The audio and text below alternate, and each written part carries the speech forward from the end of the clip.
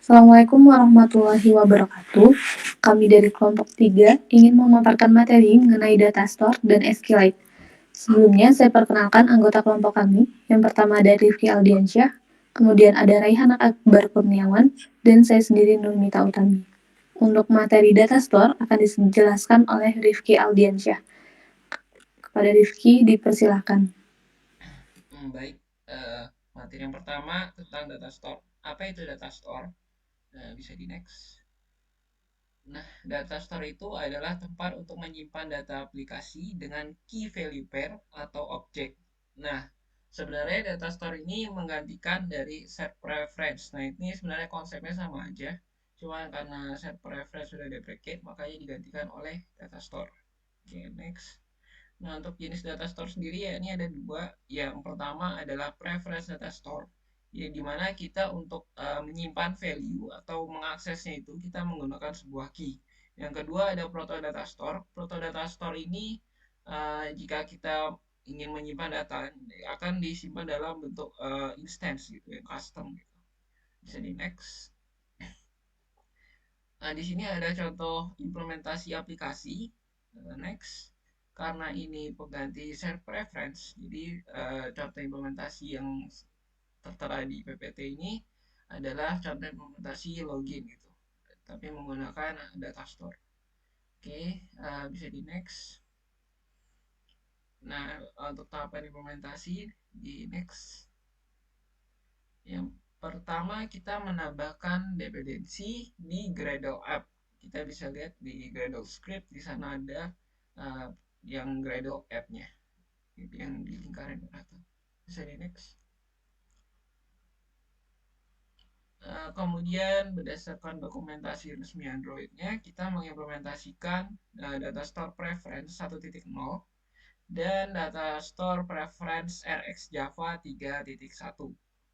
Nah, selanjutnya oke, mungkin biar lebih jelas langsung ke ininya aja, ke codingannya. Oke, saya share screen.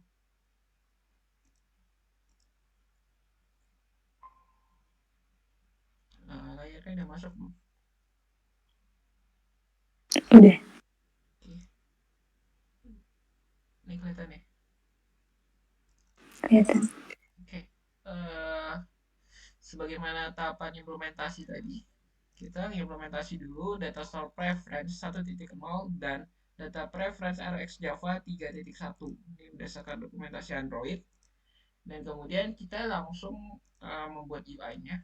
Nah, di sini untuk studi kasusnya sederhana aja. Kita akan menuliskan sebuah catatan tertentu dan kemudian kita simpan dan akan ditampilkan dalam card view. Nah, kita highlight di sini. Yang pertama, di sini ada pertama sini ada text view ya, isinya tulisannya notes gitu. Kemudian di sini ada edit text dengan ID-nya itu adalah edit catatan gitu. Kalau kita tidak menggunakan view binding nantinya, kita akan menggunakan view by ID gitu. Nah, di sini ada tiga button. Button yang pertama yang button bersihkan dengan ID-nya btn underscore bersihkan. Kemudian ada btn simpan dengan ID-nya btn simpan dan tampilkan itu dengan ID-nya btn tampilkan. Nah, di sini ada apa namanya? Card view. Di dalamnya ada text view dan di sini untuk menampilkannya kita di TVI sini di bawah uh, tulisan catatan ini. Oke, setelah kita membuat UI-nya, kita langsung ke Java-nya. Nah, di sini pertama ya kita deklarasi dulu misalnya tadi kita gunakan edit text. Nah, misalnya disimpan bakal disimpan dalam edit catatan gitu. Untuk button disimpan button clear, button view, button save gitu. Untuk text view ya kita kan tadi ada untuk menampilkannya, maka saya simpan ke dalam variabel sana namanya tv content gitu. Nah, terus ini inisialisasi data store preference-nya yaitu dengan nama variabel data store gitu. Kemudian di sini inisialisasi key-nya. Key-nya itu apa? Key-nya itu yang mau kita simpan itu apa? Kita nyimpannya itu string gitu. Maka tulislah preference.key string gitu. Dengan key name-nya. Nama key-nya apa? Di sini misalnya namanya key name aja. Nah, preference key, string key, name content gitu. Nah, kemudian kita melakukan find view by ID ya. Ini tinggal nyesuaiin aja, misalnya di sini BTN clear, ini dia bakal find view ID-nya berdasarkan di main itu BTN bersihkan, yang edit catatan tuh, edit catatan gitu. Terus BTN save, simpan, terus TV konten, ini untuk outputnya tadi TV konten di sini. Ngambil nama ID-nya itu TVC gitu. BTN view itu untuk nampilin gitu, nampilin nih gitu. Setelah diklik simpan, kita klik tampil, baru muncul sini. Nah, selanjutnya kita masukkan dalam data store-nya. Konteksnya apa? Dengan menggunakan new RX Preference Data Store Builder, konteksnya this atau main activity ini bakal dimasukin dengan name catatan .build. Nah, ini kita sudah membuat memasukkan data store gitu. Kemudian sini kita buat lagi logiknya. Jadi ketika tombol save, save itu tadi di sini simpan. Ketika tombol simpan diklik, di sini ada lambda. Untuk lambda dia bakal ngupdate datanya, ngambil datanya dari EDT catatan gitu. EDT catatan dengan key-nya apa? Kan seperti konsepnya tadi, dia itu bakal mengambil dan mengambil dan untuk nyimpan itu juga dia memakai key gitu, key value gitu konsepnya. Jadi kita ambil dari edit catatan, kita ambil setelah itu kita convert ke string dan kita return single just table preference. Kemudian ketika klik btn view set on click listener, apa yang dilakukan? V terus data store, data diambil nih map preference berdasarkan key name juga. Pas ngambil yang dari kita simpan itu kita ngambil pakai key juga, jadi nyimpan pakai key, ngambil juga pakai key. Nah, terus ada metode subscribe. Subscribe di sini ada unsubscribe. Berapa banyak kita ambil karena kita nggak request cuma satu, jadi requestnya satu aja itu. Terus on next, jadi ketika udah sukses, dilempar lah. Ini mau ditaruh di mana gitu. Nah, kita taruh X ke TV konten gitu. TV konten set text S gitu. Jadi bakal ditaruh di dalam card view tadi. Ini trouble error dan complete. Dan yang terakhir adalah btn clear. Nah, btn clear ini untuk buat nge-clear tulisan inputan kita gitu. Jadi ketika diklik, dia edit catatannya di set textnya 0 gitu. Nah, untuk demonstrasinya saya akan langsung demonstrasi di Android nih. Tunggu dulu ya, share screen. Oke, mungkin ini akan udah masuk belum share screen di Android. Share screen-nya udah masuk belum? Udah. Oke, sebentar. Ini dikeluarin dulu. Oke. Oke. Oke. Oke. Sebentar. Oke, udah kelihatan. Oke, di sini saya akan langsung demokan, misalnya saya mahasiswa Telkom gitu ya. Nah, di sini kalau kita, oke, bentar saya paste dulu semua Saludin. Jadi kalau misalnya kita membersihkan, dia itu bakal membersihin dari inputan kita. Kita ulang lagi. Nah, misalnya kita simpan dulu ke data store-nya, baru kita tampilkan. Nah, dia di sini akan muncul saya mahasiswa Ilkom. Nah, untuk membuktikan kalau ini itu data store, kita close aplikasinya. Ups. Kita masuk lagi, tampilkan. Terus sebentar, handphone saya agak sedikit lemot. Ups. Nah, saya dilihat di sini muncul tulisan saya mahasiswa Ilkom. Mungkin untuk yang project data store sekian, akan dilanjutkan ke Nurmita Utami untuk SQLite nih. Oke.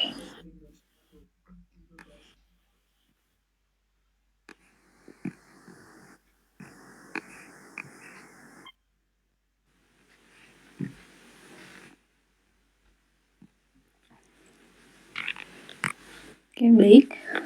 Lanjut ke materi selanjutnya, yaitu SQLite. Jadi sebelumnya, ketika kalian merancang sebuah aplikasi, misalnya itu di dalamnya ada kumpulan nama, kumpulan produk, lokasi ataupun apapun, di mana kalian akan menyimpan data kalian. Mungkin di sini ada pilihan pertama, kalian akan menyimpan data di penyimpanan lokal. Kalian dapat menyimpan suatu file ke directory atau di SD card, atau seperti yang akan kami jelaskan pada materi ini, yaitu di penyimpanan SQLite database.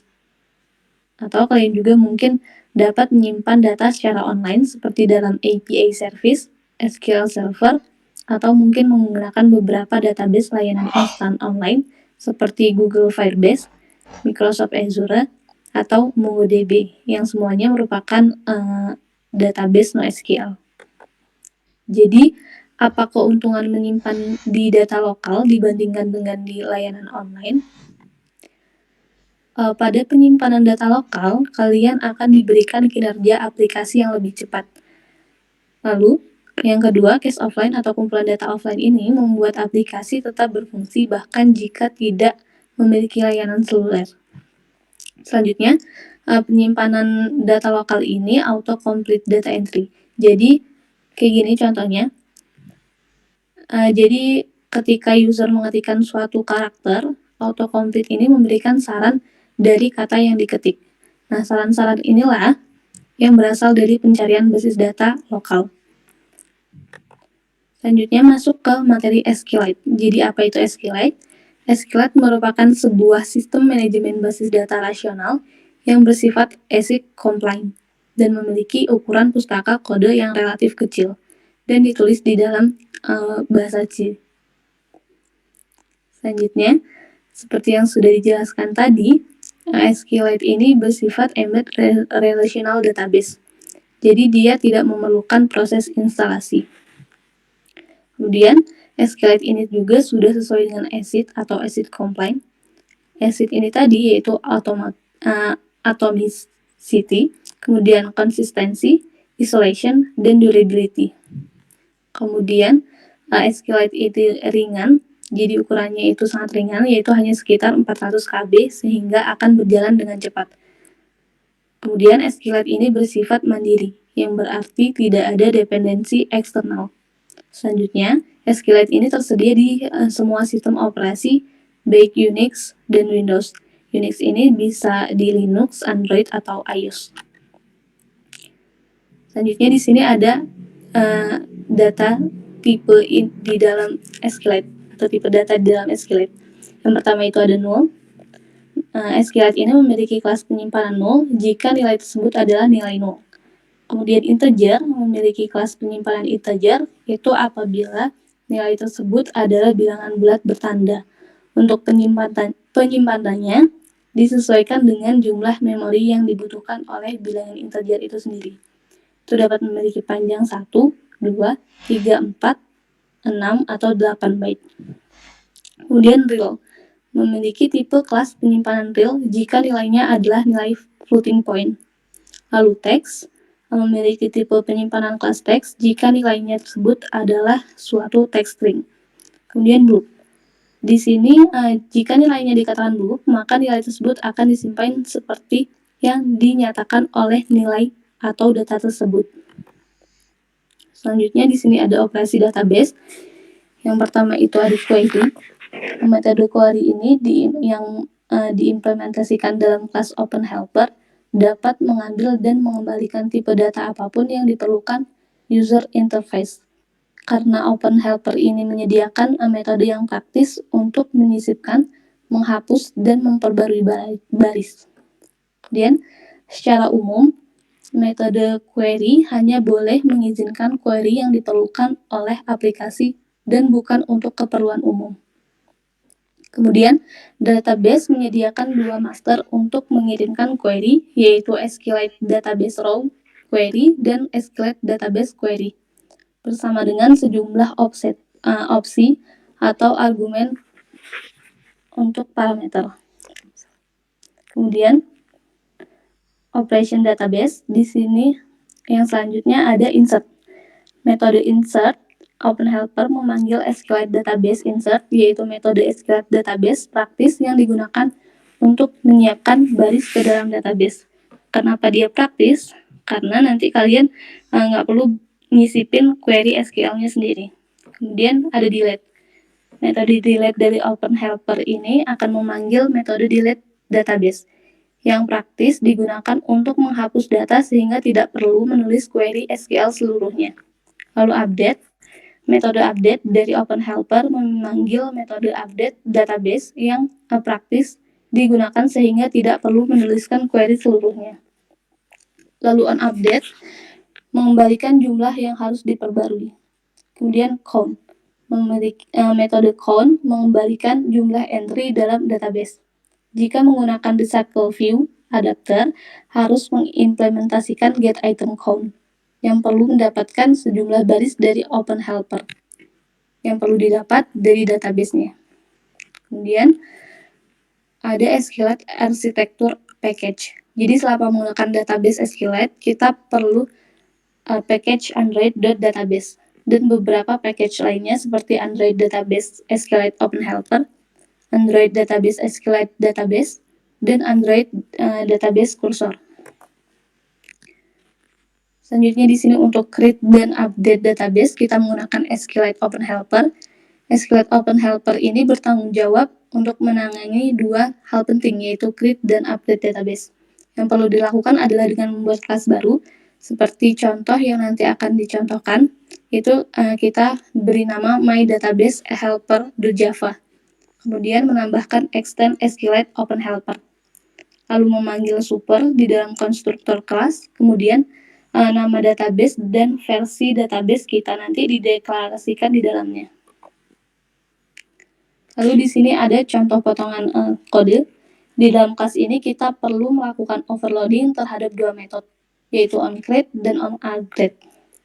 OnCreate ini pertama kali dipanggil oleh framework jika file database seperti ini, box library.db, ini belum terbentuk. Kemudian onUpdate dipanggil apabila kita mengubah versi database. Penomoran versi database ini dimulai dari 1, 2, 3, dan seterusnya. Metode ini memungkinkan kita untuk memperbarui skema database atau menghapus database dan membuatnya kembali melalui metode onCreate. Selanjutnya, selain dua metode itu, SQLite OpenHelper juga menyediakan metode getReadableDatabase dan getWriteableDatabase. Dua metode ini dapat digunakan untuk mengubah mode tulis atau baca pada database. Setiap kolom harus memiliki kolom ID sebagai primary key-nya. Lalu, di sini untuk contoh implementasinya, kita gunakan notepad atau catatan, karena catatan ini dapat melakukan create, update, dan delete. Selanjutnya untuk studi kasus akan dijelaskan oleh Raihan Akbar. Kepada Raihan dipersilahkan.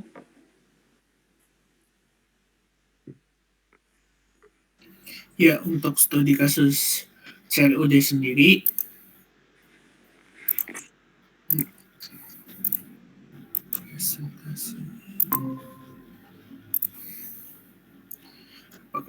nah, pertama-tama di sini kita membuat untuk UI-nya sendiri, title input, di sini untuk buku title, di sini ada di teks untuk nama author, di sini ada di teks buat page input, lalu ada button, add button.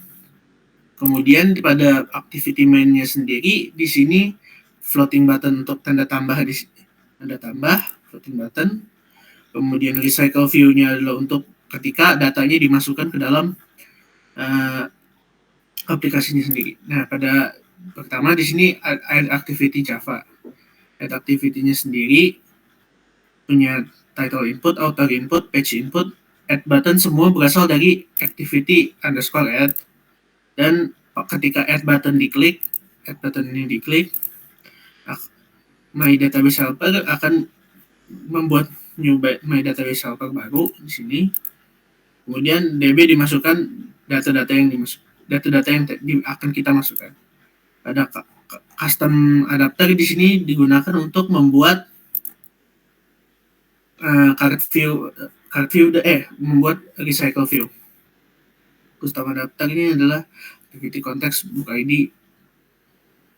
Di sini view holdernya, pertama view holder persegi panjang seperti ini, yang 15, 1, 2, 3. Ini adalah sebuah persegi panjang. Bind holder adalah untuk isinya ketika isinya bergerak atas. Kemudian pada My Database Helper, seperti yang dikatakan tadi, pertama yang membutuhkan Android Database Cursor, kemudian Android Database SQLite Database, dan yang ketiga Android Database SQLite Open Helper. Nah, di sini pertama-tama kalau belum ada tabelnya, maka on create akan muncul create table dengan nama My Library. Lalu kolom ID-nya adalah kolom ID ini, kolom titelnya adalah kolom titel, outernya dan kolom page-nya integer. Di sini kayak buku 1, buku 2, buku 3, dan buku 4 adalah title, outernya adalah Raihan, dan book page-nya ada 12, 23, 23, 23. On upgrade di sini digunakan untuk memperbarui versi database-nya. Nah, di sini ketika add book SQLite database, jadi kita membuat table baru. Content value-nya adalah ketika dipencet content value, kita mengisi sendiri. Pertama, titelnya apa? Misalkan titelnya buku 5. Kemudian autornya Raihun misalkan. Kemudian adalah page number-nya. Misalkan page number-nya 668. Lalu kita klik add. Jika berhasil akan ada toast add successfully. Bukunya sudah ada. Kemudian adalah cursor read all data. Read all data adalah untuk select from table name. Jadi sebuah data yang ada di dalam tabel dimunculkan mulai dari 1, 2, 3, buku 1, buku 2, buku 3, dan buku 4. Kemudian ada void update data, digunakan untuk mengupdate sebuah data. Seperti ini, misalkan saya klik 1, 2, 3, saya ganti jadi misalkan buku panduan. Kemudian di sini autornya jadi Raihan. Kemudian di sini jumlah halaman jadi 445. Update successfully jika berhasil. Nah, yang tadinya 1, 2, 3 menjadi buku panduan. Lalu di sini ada void delete one row dan void delete all. Untuk delete akan saya tampilkan belakangan. Nah, masuk pada main activity. Pada main activity-nya sendiri, di sini ada recycle view untuk menampilkan data dalam tabelnya, floating action button untuk menambahkan data baru, image view-nya adalah akan ditampilkan ketika kosong, text view no data akan ditampilkan ketika kosong. My Database Helper ini diubah jadi MyDB, array list-nya untuk buku, titel buku, order buku, sama jumlah buku. Custom adapternya adalah untuk recycle view. Pertama-tama, kalau di add button, di sini add button, maka akan activity add buku baru. Kemudian MyDB, My Database Helper. Di sini ada book ID array list, book title array list, dan seterusnya. Ketika data dimasukkan,